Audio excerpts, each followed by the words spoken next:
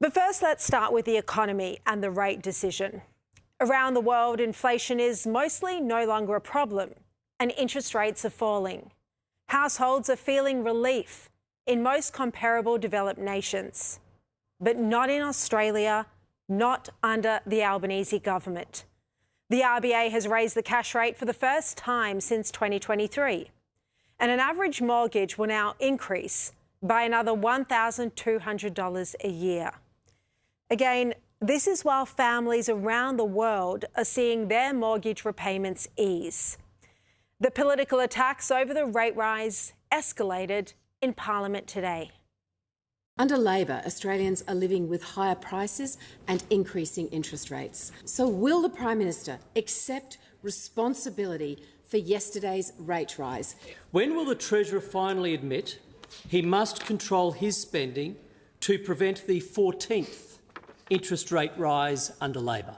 When the Reserve Bank cut rates in August last year, the Treasurer put out a long media statement taking credit for the decision. Treasurer, why does the government take credit when interest rates go down, but no one takes any responsibility when the rates go up? The RBA now says that inflation and productivity will get worse under the Albanese government. Now, inflation was meant to have returned to the target band of between 2 to 3% by now, and instead it's forecast to rise above 4% by the middle of this year.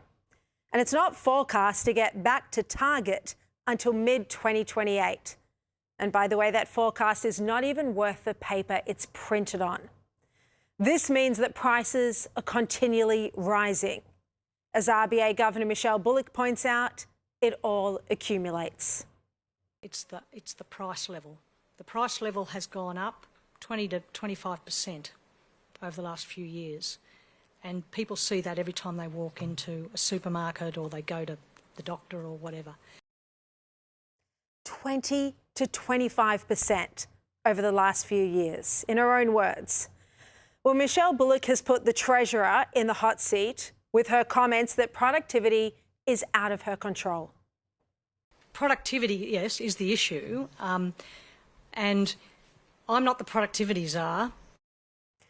One of the key issues that has contributed to the higher inflation is record government spending. Now, as you know, economists have been warning about high spending for months and months. We just don't have the space in our economy for our governments to be growing at the pace they have been, and they need to cut back on their spending. And that's the universal message from economists.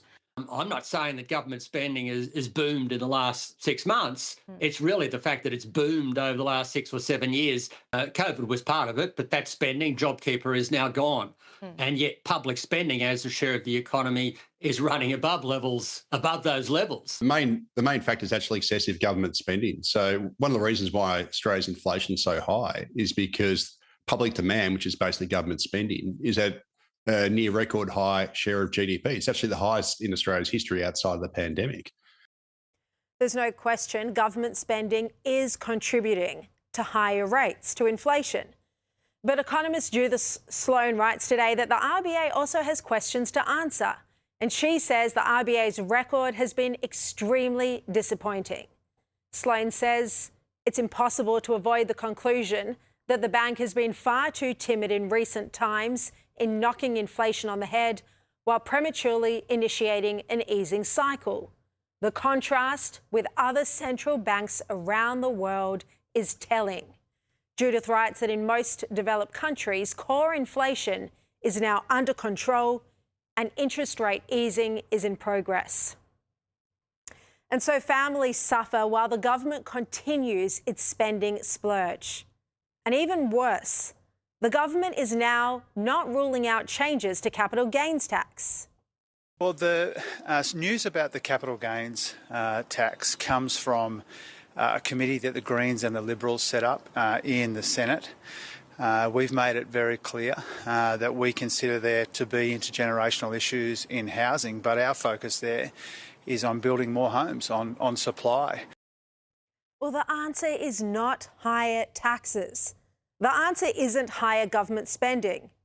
But without a functioning opposition to hold the Albanese government to account, our economy and household finances are crumbling.